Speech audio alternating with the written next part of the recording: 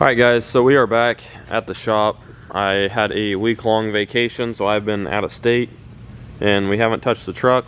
Right before I left, I removed the compound setup and got just everything off of it, and that charge pipe too, because we're going to powder a bunch of stuff. I sent the compressor housings off to my homie Frank out in New Mexico for polishing, and we got some provisions to make, and they are done for the most part. My flange for my wastegate is welded on, so as you can see we got the divider in there to keep the pulses split, and then we got our gate here. This is the bottom side of it. So that was one of the main ones. Then my charge pipe on the passenger side, they are welding nitrous bungs into that, and then after that it will go to powder. Then we'll throw it all back together. But in the meantime, I needed to do some other stuff with the truck, just stuff that I know I'm not going to do once there's compounds back on it. I'm going to want to be testing before the dyno competition. So right now, I went ahead and fixed the brake line, bled the brakes, and then now I am going to remove the steering box because, well, if I can get the light. I've showed you guys this once already. It's gotten worse. Go figure. I don't know if you can see my frame down there, right below the, yeah, right there. It is cracked pretty good. So right there it's cracked, and then that plate that goes between the steering box and the frame is also cracked. So what I'm doing right now is I'm going to pull the steering box off. I'm going to weld the frame really good and fill in a lot of that divot with the MIG welder, and then I'm going to weld that plate as well. Put it all back together, probably tighten that little Torx bit or whatever it is on the steering gearbox to try and tighten the box up just a little bit. And then eventually I will be putting a brace on it to try and not crack the frame again, because it is not like leaving the line, but there's lots of stuff that was loose, so hopefully after this I can leave and not have it torque steer as bad, because it was getting worse progressively. But I'm to the point where I've got the lines off and I've got the steering shaft off, and now I'm getting ready to break loose some of these bolts. I'm not gonna do a whole lot as far as unbolting everything, because the drop pitman arm's gonna stay, all that stuff's gonna stay. I just need to get it away from the frame to where I can take that plate off and weld the frame and get something in there to clean it up. So I'm gonna take off as little as possible and see what we can't get taken care of here this evening. Alright, so we got the steering box hanging there on the drag link and the pitman arm. I wanted to show you guys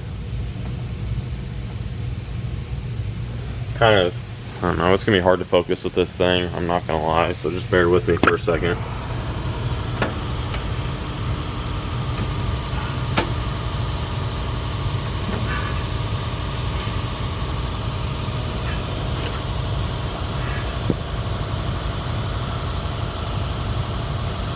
Finally focusing, you can see the crack going horizontal, as well as there's one up here on top that you can see right there. But they all connect, it goes both ways, so it comes up to about here. This one goes towards that hole, so I've got to drill holes at the ends of each one of those just to make sure that the crack does not spread. So get my hat hair on straight, kind of. I took the plate off that bolts to the box to the frame, essentially, that plate that goes in between there. That's cracked as well. Brett is cleaning that up right now. The box was moving on that piece, so it was shifting around whenever you would barely move the wheel. So we're going to clean everything up, clean the bolts up really good, make sure all the hardware is good, put it all back in with Loctite, and after all that, it's back on, put a brace on it, and try and keep that box from moving around. I feel like that's a lot of my issue. Obviously, when you're doing this, crossover steering is your best bet. People contact me about that all the time, like, hey, this will fix it, and then send me that. I am very well aware that that will fix it, but the truck, at bare minimum, has to be stock height. They just came out with a stock height one not long ago. Mine is lower than that. You need 9.5 inches from the top of the axle tube to the bottom of the frame rail for crossover. I have like 7 maybe. So I'm like 2.5 inches lower than what it can be. The truck is lowered a good bit, so I can't really do that. My best bet really is if I made something, which I don't even know how that would be possible because there's no room at all between there, like as far as steering goes anymore. With it at stock height, it was going to be possible, but ever since I went lower, it's not. Really, it seems like my best bet would be rack and pinion steering. So I don't know. I don't really want to tackle any of that. So I'm gonna try and fix this in the way it is, put a brace on it. I'll probably end up putting a blue top steering box on it, or maybe a red head, depending on whatever I buy. It's got a Borgeson shaft. I don't know. We'll see what happens. I'm very undecided on what I will do, but it's got to steer better, and this is not helping. So we're gonna tackle this. I'm gonna drill some holes. We got the welder rolled over here, so I'm gonna drill holes, prep it, grind everything down really good, bevel some stuff. Then we'll lay some welds, paint it up, and put it all back together. So I will be back shortly. Alright, so Brett got it cleaned up for me. And you can see the end of that has 2 little tails on it too, so I'm going to have to drill 2 holes there. But that is what the crack in that plate looked like. Pretty nice. But drill those out, weld it, and then paint over everything and get that back on the steering box. And then I will get to the frame part. That is probably the more time consuming portion because I'm going to weld a lot on that. And hopefully throw it all back together and everything will be happy. Alright, and just like that, I drilled out the holes and we got it welded. I welded it on both sides. Now, disclaimer, never claimed to be a welder, never will, but that should do the trick for what I need to do here, at least I hope. Next, I'm going to get my grinder in there, clean up that frame a little bit, drill some holes there, and repeat the process. Basically, just gotta paint this baby black, and it's probably gonna be the only good thing on the frame up front. It looks halfway decent, but get that taken care of, and hopefully we'll be able to put this back together.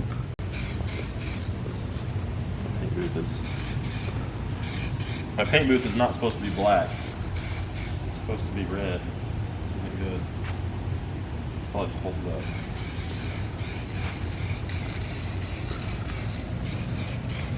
Kevin's laying down that powder coat. Dude, you know we're supposed to sandblast this, right? That's the rules of the SEMA build. You gotta sandblast everything. Instead, I'm just gonna spray on it. Alright, so far, so good. I welded the side of it where the crack split into a Y, and I've welded the top crack once. What I'm gonna do next is basically that little divot where it dips down in like a U shape.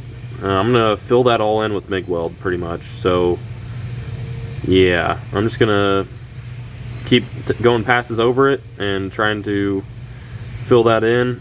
That's kind of what everybody had suggested I do, and I don't see it hurting it at all. I mean, the more probably the better, to try and keep it from cracking after this. So I just did the first pass. I was gonna let it cool a little bit and just make sure, I don't know about cool, but I was looking over it to make sure that I got fairly good coverage on where the crack was and how I grinded it down with a little bit of a bevel and make sure I get it all filled in. Not a welding guru by any means. I'm just trying to make it hot enough to where it burns in fine and penetrates everything. So I'm going to keep going.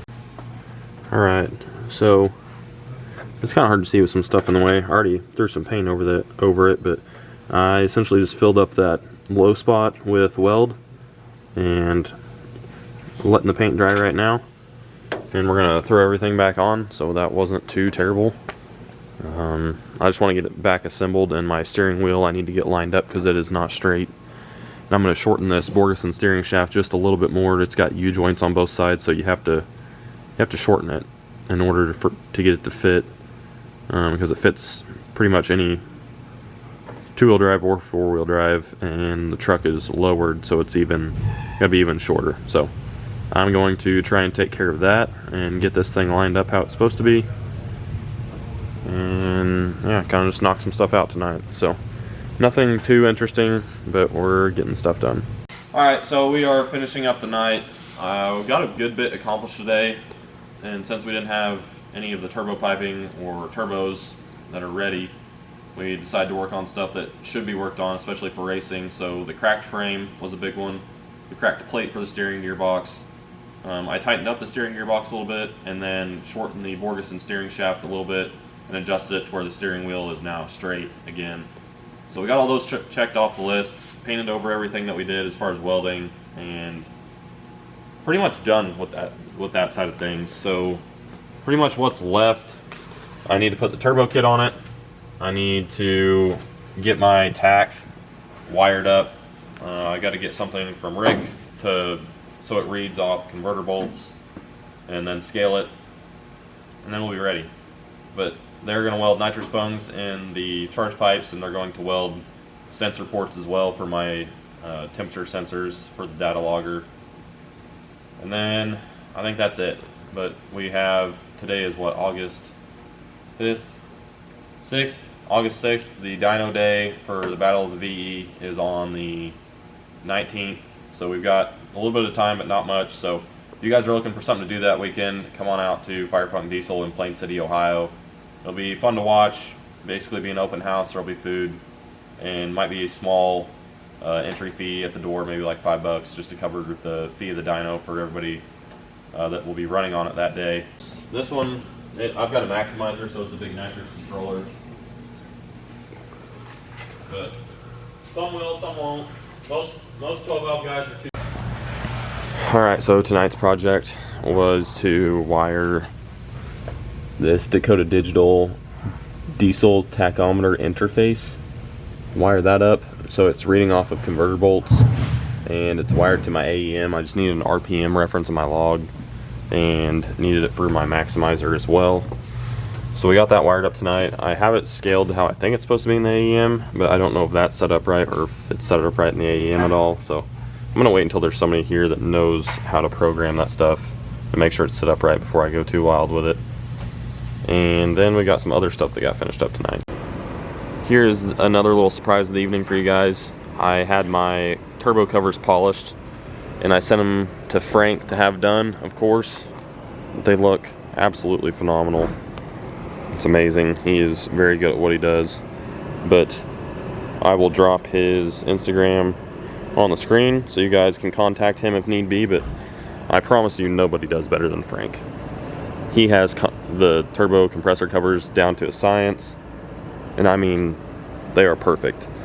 So I was more than happy to send some business his way. Homies support homies, and Frank is a first-gen homie, so turbo covers are polished. Now let's look at the next price. Well, the lights are off in here, but I'm gonna kind of show you guys. The Cerakote just got laid on the hot side stuff, turbine housings, and my hot pipe, my gate pipe, and the hood stack, except for the top a little bit, will still be raw. And then here's my favorite part. We got clear powder coat going on the charge pipes. I don't know if it'll focus, but you get the idea. Looks killer. Nick did an awesome job on it. Yeah, so now that I have revealed to you guys the powder coat scheme and just the engine bay scheme for the truck, it is very simple. I am very simply clean kind of person. I like polished stuff, so obviously we've got our polished front cover, which it needs sauced, but got a polished front cover, polished turbo covers that look awesome. Frank knocked it out of the park. And then we got clear powder coat on all the cold side, and we got black Cerakote on all the hot side and the valve covers. So very excited. I hope you guys like it as much as I do. That's gonna wrap this video up. The next video will be a dyno session testing wastegate stuff, so it's gonna be really good, really informational. Hopefully you guys like it, but I am going to go ahead and get out of here. So until next time, I will see you guys on the Old School Crew. Hopefully you like how the blue truck's coming along. Peace out.